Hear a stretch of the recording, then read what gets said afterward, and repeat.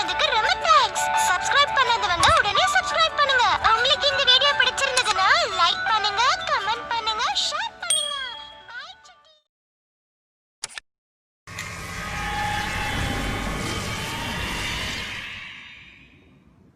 தேவையான பொருட்கள் எடுத்து வச்சுருக்கேன் பாருங்கள். அதாவது 1 கிலோ அரிசி, சரியா? 1 கிலோ அரிசி எடுத்து வச்சுருக்கேன், சரியா? 1 கிலோ அரிசி, 1 கிலோவுக்கு மேலே இருக்கான் கோழி, ஒரு கோழி. அதுக்கப்புறம் இஞ்சி பூண்டு பேஸ்ட், இஞ்சி பூண்டு எடுத்து வச்சுருக்கேன். அதாவது நான் வந்து அதிகமாக வச்சுருக்கிறேன், தேவைப்பட்டுறது எனக்கு அரைச்சி வச்சுக்கிறதுக்காண்டி. இப்போ நீங்கள் வந்து 1 கிலோ பிரியாணி போடுறதுக்கு 100 கிராம் இஞ்சி, 110 கிராம் இஞ்சி எடுத்துங்க, 80 கிராம் பூண்டு எடுத்துங்க. 110 கிராம் இஞ்சி, 80 கிராம் பூண்டு. என்னடா 110 கிராமோ 80 கிராமுக்குள்ளே நான் எப்படி திராசை போட்டு இருக்கிறதுலாம் கேட்பீங்க, தெரியுது. உங்களுக்கு ஒரு கணக்கு ஒன்று இருக்குது, சரியா? இப்போ ஒன்று சொல்லணும்னா 2 பூண்டு எடுத்துங்க. இப்போ 2 பூண்டு வந்து ஒரு 80 கிராமுக்கு சம்திங் தான் இருக்கும். அதுமாதிரி வந்து இந்த இஞ்சி எடுத்துகிட்டிங்கன்னா ஒரு 100 கிராம் இருக்கும், சரியா? இவ்வளோதான். நான் வந்து தேவைக்காக நான் எடுத்து வச்சுருக்கேன் அரைக்கிறதுக்காண்டி, சரியா? 80 கிராம், 110, 80, சரியா? அதுக்கப்புறம் ஒரு 400 கிராம் பல்லாரி, 300 கிராம் தக்காளி, சரியா? 300 கிராம் தக்காளி, ஒரு 400 கிராம் பல்லாரி. பழுத்த மிளகா பிரியாணிக்கு நல்லாயிருக்கும், அதான் பழுத்த மிளகா ஒரு 5-6 பழுத்த மிளகா எடுத்துங்க.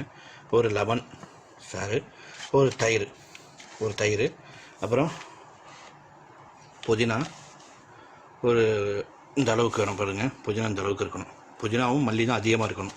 புதினா மல்லி ரெண்டும் ஈக்குவலாக இருக்கணும். ரெண்டும் சேர்ந்தால் அரை கட்டு வரும். அதாவது ஒரு இந்த அளவுக்கு கையில் பிடிக்கிற அளவுக்கு ரெண்டும் சேர்ந்தால் இந்த அளவுக்கு கையில் வரணும், பிடிக்கிற அளவுக்கு ரெண்டும் சேர்த்துக்குங்க, சரியா? இது எல்லாத்தையும் இப்போ எப்படி எல்லாத்தையும் ரெடி பண்ணுறேன்னு வாங்க பார்க்கலாம். சோறு வடிச்சாச்சு. தக்காளி, பச்சை மிளகா, வெங்காயம், பச்சை மிளகா, கறி, இஞ்சி பூண்டு பேஸ்ட்டு, மல்லி புதினா, ஒரு லெமன், அப்புறம் தயிர், சரியா? இவ்வளோ தான் இப்போ செஞ்சது எல்லாம் ரெடி ஆகிட்டு. அடுத்தபடியாக இதுக்குள்ளே மசாலா 3 மசாலா தாங்க, ரொம்ப இல்லை. இதுக்குள்ளே மசாலா 3 மசாலா தான். மிளகாத்தூள், சரியா? 8 to 10 கிராம். மஞ்சத்தூள் 10 கிராமில் தேவைக்கிட்ட எடுத்துங்க. உரப்புக்கு தேவைந்தபடி, குழந்தைங்கள்லாம் இருந்துச்சுன்னா உரப்பு கம்மியாக போட்டுக்கலாம். இல்லை சொன்னால் நம்ம வந்து அதிகமாக போட்டுக்கலாம், ஒன்றும் பிரச்சனை இல்லை. அப்புறம் வந்து நம்ம ஏற்கனவே இதுக்கு முன்னாடி ஒரு வீடியோ ஒன்று போட்டிருக்கேன். பட்டை, கிராம்பு, ஏலக்காய் எப்படி பொடி செய்து பிரியாணி மசாலா எப்படி ரெடி பண்ணுறது, அதை வந்து நான் டிஸ்கிரிப்ஷனில் லிங்க் கொடுத்துருக்கேன். இப்போ வேணால் பாருங்கள், செக் பண்ணி பார்த்துங்க. அப்புறம் வந்து தேவைக்கேற்ற சால்ட்டு, கல் உப்புனா பல்லு உப்புலாம் இல்லை சால்ட்டு போட்டுக்கலாம். மஞ்சத்தூள். வாங்க இதுக்கு முன்னாடி உலை வைப்போம், சரியா? சோத்தை வடித்து எப்படி அதுக்கப்புறம் நம்ம பிரியாணிக்குள்ள மசாலாவை நம்ம ரெடி பண்ணுவோம், சரியா? வாங்க ஃபஸ்ட்டு சோறு வடிக்கலாமா? சோத்துக்குள்ள ஐடியா பார்ப்போம், சரியா? வாங்க. இது தண்ணி வந்து தனியாக கொதிச்சிட்ருக்கு, உலை கொதிச்சிட்ருக்குது. நான் வந்து உலை கொதிக்கிச்சேன். இப்போ வந்து ஃபஸ்ட்டு சோறு தான் ஆக்குறேன். இப்போ நான் அதை ஒன்றும் ரெடி பண்ணலை, இந்த தான் ரெடி பண்ண போகிறேன். இப்போதைக்கு நான் சோறு ஆக்குறேன். உழவு தண்ணி கொதிச்சிருக்குது. ஃபஸ்ட்டு சோத்தை வடித்து 3/4 பதத்துக்கு வடித்து நான் தண்ணியை வடிகட்டிட்டு வச்சுக்க போகிறேன் சோறு. அதுக்கப்புறம் தான் நான் மசாலா போட போகிறேன். நீங்கள் இன்னும் டென்ஷன் அடிக்க வேணாம். என்னடா அது நம்ம வந்து திடீர்னு இப்படி பண்ணுறோமே, சோறு வந்து இதாகிடுமே அதாகிடுமே சொல்லிட்டு எதுவும் பயப்பட தேவையில்லை, சரியா? எந்த டென்ஷனும் படாமையே பண்ணுங்கள். சோறு குழஞ்சினது ஃபஸ்ட்டு சோத்தை வடித்து தனியாக எடுத்துருங்க. சோத்தை வடித்து தனியாக 3/4 பதத்துக்கு வடித்து தண்ணி ஒரு தண்ணி இல்லாமல் சும்மா சாதாரண சோறு எப்படி வடித்து வைப்பீங்களோ அதுவும் வச்சுருங்க. வச்சுட்டு அதுக்கப்புறம் நான் சொல்கிறேன் பாருங்கள். இப்போதைக்கு உலை கொதிச்சிட்ருக்குது. நம்மளுக்கு இதுக்கு வந்து தேவையான உப்பு, கல் உப்பு தான், கல் உப்பு போடுங்க, இல்லாட்டி சால்ட்டு போட்டுக்குங்க, சரியா? போட்டுக்கிட்டு அதுக்கப்புறம் வந்து இந்த தண்ணியில், அதாவது இந்த தண்ணியில் வந்து கலர் பவுடர் சேர்ப்பாங்க. அது உடம்புக்கு கெடுதல், சரியா? அது எல்லாருக்குமே தெரியும், உடம்புக்கு கெடுதல். எதுக்கு கலர் பவுடர் சேர்க்குறதுக்குன்னா, கடை உள்ள வியாபாரத்துக்கு வந்து கலர் பவுடர் சேர்ப்பாங்க ஒரு அழகுக்காண்டி. நம்ம அது சேர்க்க போகிறதில்ல. நம்ம வந்து வீட்டிலே செஞ்சு நம்மளே செஞ்சு சாப்பிட்றதுனால நம்மளுக்கு அந்த கலர் பொருள் தேவையில்லை.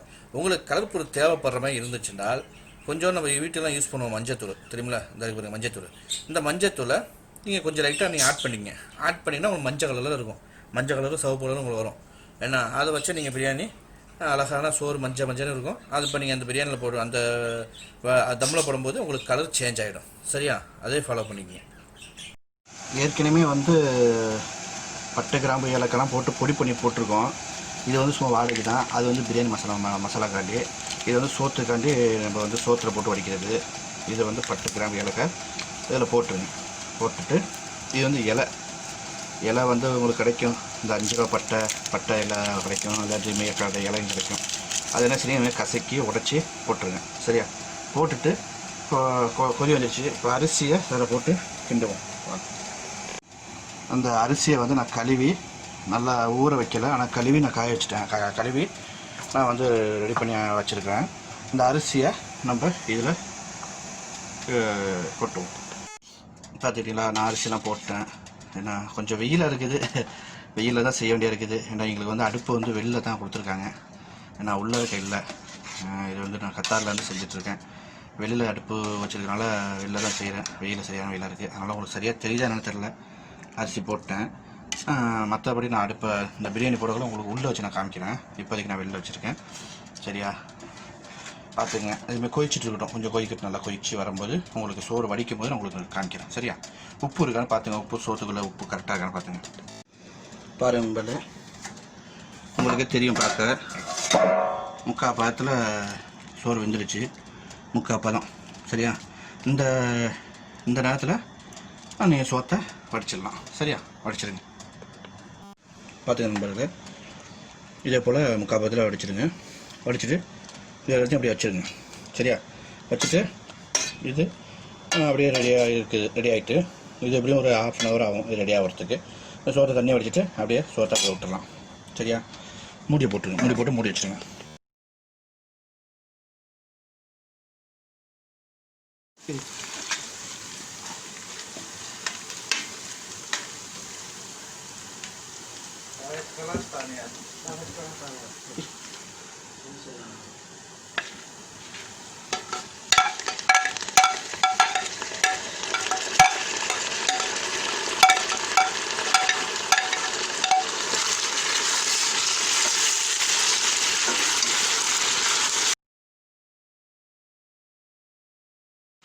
தக்காளி பச்சை மிளகா போட்டு நல்லா வதக்கவும். இஞ்சி பூண்டு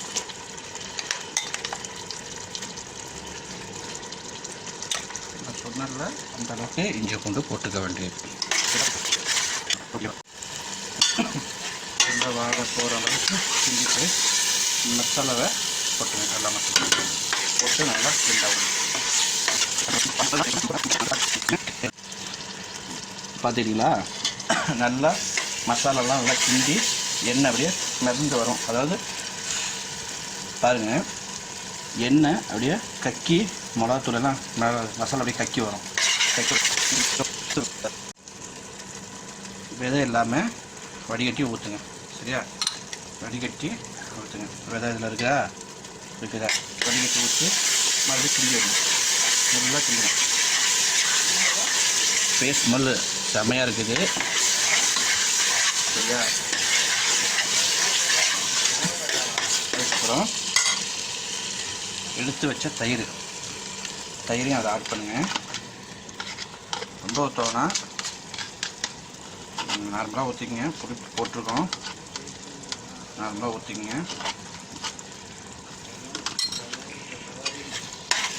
150 கிராம் தயிர் வேணும். சரியா? 150 கிராம் தயிர் வேண்டும்.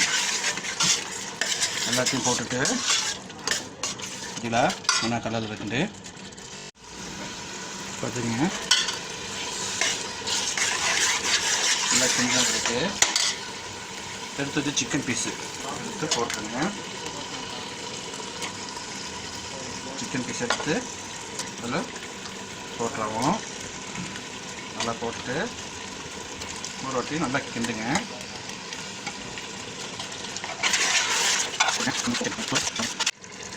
பார்த்தீங்களா? கறி போட்டு நல்லா கிண்டிக்கிங்க. கிண்டிக்கிட்டு நல்லா கொதிக்கட்டும். நல்லா கறி 3/4 வேகட்டும். தேவைக்கேற்ப தண்ணி ஊற்றிக்கங்க. சுட வச்ச தண்ணி, சுடு தண்ணி தான் போதும். சரியா? தேவைக்கேற்ப ஊற்றிக்கங்க. ஊற்றிட்டு ஒரு கிண்டிக்கிட்டுங்க. சரியா? கிண்டிக்கிட்டு ஒரு 10-15 நிமிஷம் முடித்து நல்லா கொதிக்க விடுங்க.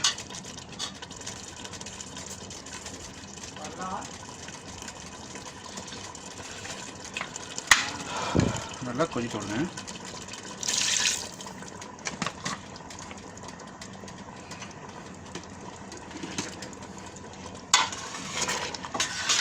நல்லா கொதிக்கட்டும்.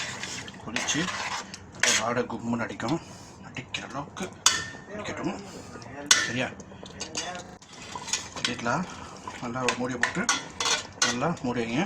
ஒரு 10 நிமிஷம் கொதிக்கட்டும். கொதித்த பிறகு பார்த்துக்குவோம். பார்த்துக்கிட்டீங்களா? நல்லா கொதிச்சிட்ருக்கு. சரியா? கொதிக்கிட்டு நல்லா கொதிச்சிட்ருக்கு. கிண்டி விட்டுருங்க. அதே அடி பிடிக்காம நல்லா கிண்டி விட்டுருங்க.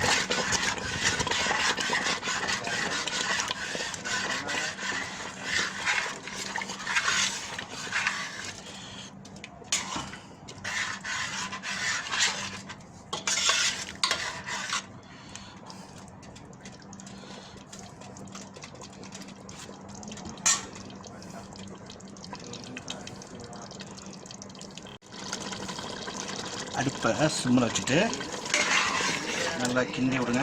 அடுப்பை சிம்மில் வைங்க. ஆணம் வேண்டாம், நீங்கள் அள்ளிக்கலாம். இல்லை அல்லலை அப்படின்னு சொன்னால் அப்படியே வச்சு இந்த சோத்தை அப்படியே அதை கட்டி விடுங்க. சரியா? இந்த முக்கால் பதத்தில் அடித்த சோறு இருக்குங்க. இப்போ அடித்த சோறு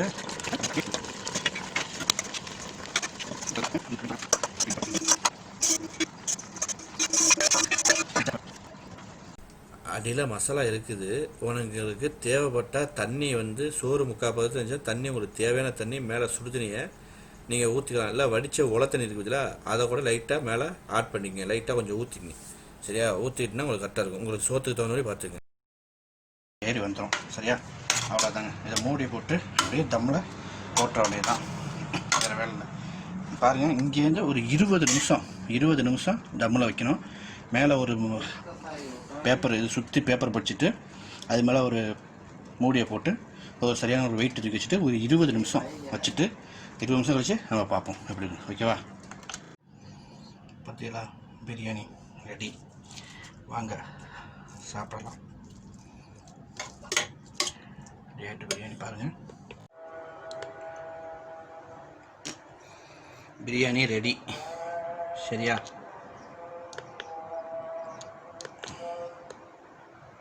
பிரியாணி ரெடி. வாங்க சாப்பிடலாம்.